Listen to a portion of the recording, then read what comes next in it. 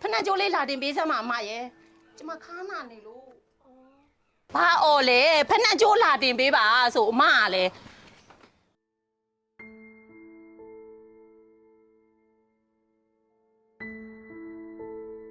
အမေမကိုင်းနဲ့အမေဘာမှစီးပေးစရာအကြောင်းမရှိဘူးဒီမိသားစုကျွန်တော်တို့မိသားစုပေါ်မှာရောက်มาတာတော်တော်များနေပြီကျွန်တော်လုံးဝတီးမခံနိုင်တော့တီးမခံနိုင်မင်းကဘာလုပ်ချင်တာအမွေခွဲမယ်ဒီအိမ်ကိုရောင်းပြီးတော့တယောက်တော့စီယူမယ်အမွေခွဲမယ်အမေအမွေခွဲမယ်တဲ့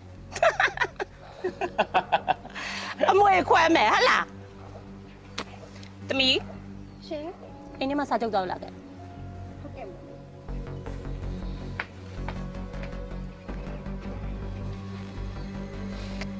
မမမြင်လား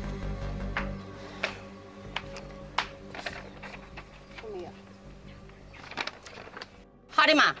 နင်တို့အဖေမသေးခင်ကစီးပွားရေးလှုပ်ချင်တယ်ဆိုပြီးငါစီကနေယူထားတာပတ်စံနေရကြည့်နင်ဖေလက်မှတ်တော့နင်မမိရမလား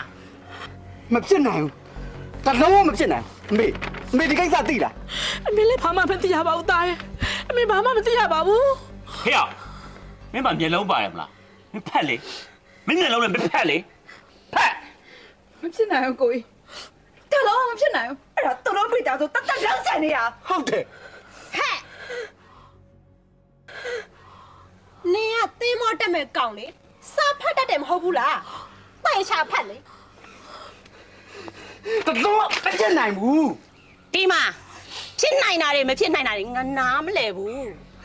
နင်တို့မိသားစုအမွဲလိုချင်နေဆိုအမွဲခွဲပြီးအကျွေးဆိုင်တော့ငါအကျွေးမကျဲသေးဘူးဟဲ့နားလဲလား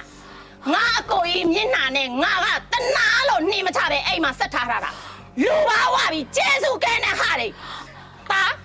သမီးတော့ထောက်သားယူလာခဲ့ညီမလေးရဲ့မတောင်းပါရဲ့ကွမိုင်းသားသမီးလေးပြောမဆိုပါရှိခွလို့ပါနော်မလေးတောင်းမနေချတာလုံးဝမတောင်းပါဘူးမနေချတာနဲ့တောင်းပါစရာမလိုဘူးမလေးကွခုမှမျက်ရည်ကလာထောမနေနဲ့အယူဒီမစင်မရစင်နဲ့စားရကိုသားသမီးတွေကိုစောင်းမထားလေတောင်းပါရဲ့ဟေ့ရ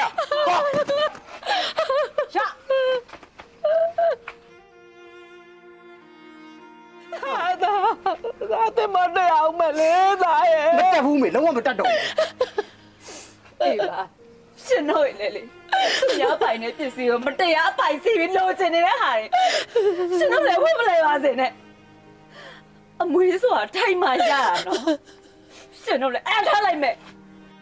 ကျက်တည်းတုံးနဲ့မိသားစုအချမ်းနဲ့အခုထွက်သွားနင်တို့မျက်နှာမထားလိုက်မယ်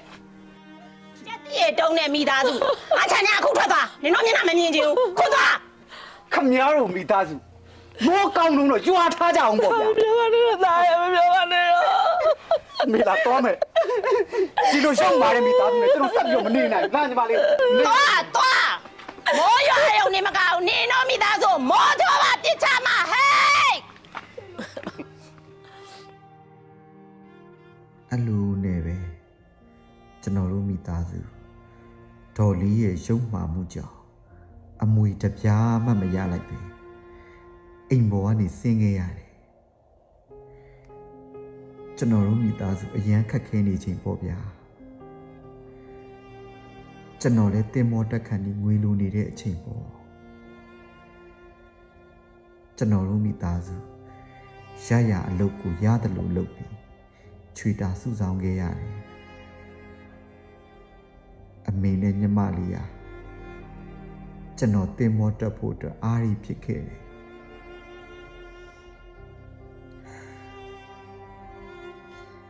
စိတ်ထားကောင်းရင်ကံကောင်းတယ်တဲ့တိတ်မကြပါဘူးကျွန်တော်တင်မောတက်ခွင့်ရခဲ့တယ်ကျွန်တော်မှာအိမ်မက်ကလေးတစ်ခုရှိတယ်အဲ့ဒါကမေတ္တာတွေနဲ့လွှမ်းခြုံထားတယ်နှွေးထွေးမှုတွေပြည့်နေတဲ့အိမ်လေးတစ်လုံး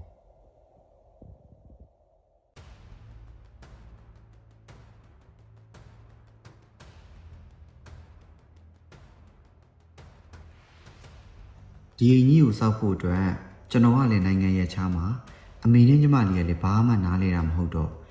ကျွန်တော်ယုံကြည်စိတ်ချရတဲ့ construction ကိုလိုက်ရှာခဲ့တယ်။နောက်ဆုံးတော့ Facebook ပေါ်ကနေ Lucky Dan Construction နဲ့တွေ့ခဲ့တယ်။ Viber ကနေစုံစမ်းမေးမြန်းခဲ့တယ်။သူတို့ရှင်းပြတာကိုသဘောကျပြီး Lucky Dan Construction နဲ့အိမ်ဆောက်လုပ်ဖို့ရွေးချယ်ခဲ့တယ်။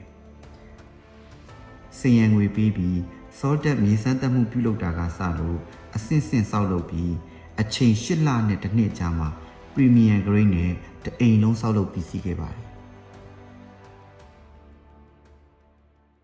ခုလိုရှင်းပြပေးတာကျေးဇူးတင်ပါတယ်သမီးရဲ့။ပါကလည်းအဝေးမှာလေ။အန်တီတို့ကလည်းဘာမှနားလဲတာမဟုတ်ဘူး။အခုလိုသမီးတို့လိုစိတ်ချရတဲ့ concentration နဲ့တွေ့ရတာအရန်ကန်ကောင်းတာပဲ မမေကိုကိုစီကဗီဒီယိုကောလာ ။ဟဲ့ဟာလား ဟုတ် အဲ့ဆိုရင်ဖုန်းလေးပြောလိုက်ပါအောင်နော် ဟုတ် တောင်းလိုက်ပါဦးမယ် ။အေးကျေးဇူးပါသမီးရဲ့ကျေးဇူးပါခဏလေးနော် ဟုတ်ကဲ့ပါ ။တားရေ မေဘယ်လိုလဲအိမ်ကြီးသဘောကျရ မလေးသဘောကျတာတော့ပြောမနေနဲ့။ lucky dan concession ကလေးမလေးကလည်းအရန်ကိုစိတ်ရှည်လက်ရှည်ရှင်းပြတာ သိပါတယ်မေရဲ့အဲ့ဒါကြောင့်မို့လဲဒါ Lucky Dan Construction ရွေးချယ်ခဲ့တာပေါ့တားဘွားမှာလေအမေနဲ့ညီမလေးစိတ်ချမ်းသာတယ်ဆိုလို့ရှိရင်အားလုံးလုံလောက် ။တာတို့ပါတားရေ။တာတို့ငါသားလေးဖုန်းကြည့်ပါစေသက်ရှည်ပါစေ အော်မေဒီနေ့တရင်ကျော်တားပြန်လာမှာနော် ။တားလည်းလာတော့မလား။မလေးဝမ်းသာလိုက်တော့ငါသားမျက်နှာလေးကိုအမေကတွန်းချင်နေပြီသီလားမလေး တကယ်ပြောတာပေါ့မေတားပြန်လာပါနော်စိတ်ချမေပါမအောင်လေ ။ဘာမှမလိုတော့ဘူး။ဟာဒီအိမ်ကြီးနဲ့နေဟိုမမေတော့ကပြည့်စုံနေပြီတော့ အားလုံးကိုမိုက်ပြီးစိုက် ။အေးပါ ကဲအဲ့ဆိုကိုကိုတတာ တာမိသားစုတိုင်းနည်းနည်းလုံးယုံကြည်ရဲ့ အိမ်လေးတစ်လုံးကိုပိုင်ဆိုင်နိုင်မှုအတွက် ဈေးနှုန်းမှန်ကန်ပြီးအပြည့်အဝယုံကြည်စိတ်ချရတယ် Lucky Dan Construction ကိုအသိရလိုက်ပါ